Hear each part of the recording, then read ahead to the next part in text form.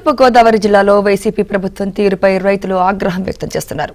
ఇసుక ర్యాంప్ కోసం లంక భూముల్లోని పంటలను పట్టించుకోవడం లేదని అన్నదాతలు మండిపడ్డారు. ఇప్పటికే 300 ఎకరాలు గోదావరిలో కలిసిపోయిందన్న రైతులు పెరవలి మండలంలోని 3 గ్రామాల ప్రజలు ఆందోళనకు దిగారు.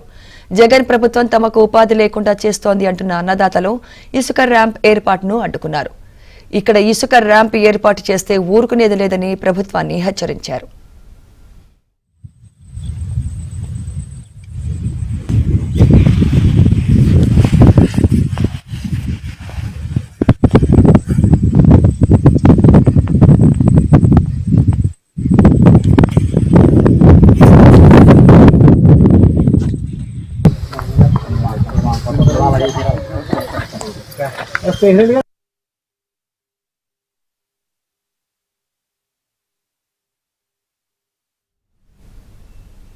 రైట్, ఇక ఇదే అంశంపై మరింత సమాచారం మా ప్రతినిధి రాంబాబు అందిస్తారు. రాంబాబు.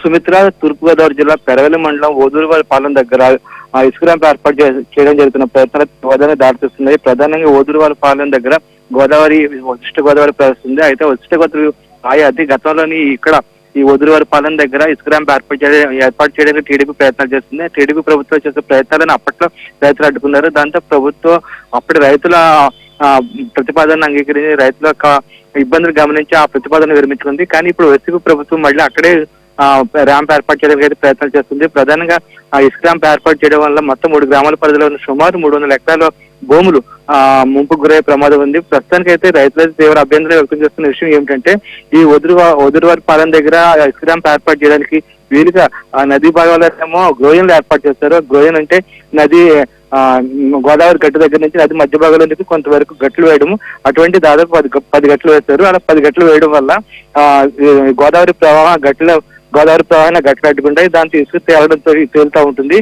దాంతో ఇసుక తేలిక తావడానికి వీలుగా ఇక్కడ ఎవరైతే పాడుకున్నారో ఆ పార్టీని వైసీపీ నాయకులు గ్రోయర్లు వేశారు. ఈ గ్రోయర్లు వేయడానికి కూడా రైతులు తీవ్రంగా ఖండిస్తున్నారు. అసలు ఈ గ్రోయర్లు ఏర్పాటు చేయడం అసలు మామూలుగానే మేము అక్కడ ఇసుక ర్యాంప్ ఏర్పాటు చేద్దామని చెప్తున్నప్పుడు మళ్ళీ గ్రోయర్లు ఏర్పాటు చేసి అడ్డంగా పనులు ప్రారంభించడానికి చర్యలు తీసుకోవడం ఏమిటని చెప్పేసి రైతులు అయితే ఆందోళన వ్యక్తం చేస్తున్నారు. ఈ రోజు ఉదయం కూడా పనులను అడ్డుకున్నారు. అయినప్పటికీ వైసీపీ నేతలు వెనక్కి తగ్గే అవకాశం లేదని చెప్తున్నారు. వీళ్ళు కావాలని రైతులు తమను అడ్డుకుంటున్నారని చెప్పేసి ఎవరైతే ఆ ఇసుక ర్యాంపును పాడుకున్నారో అనధికారికంగా ఆ నాయకులు చెప్తున్నారు.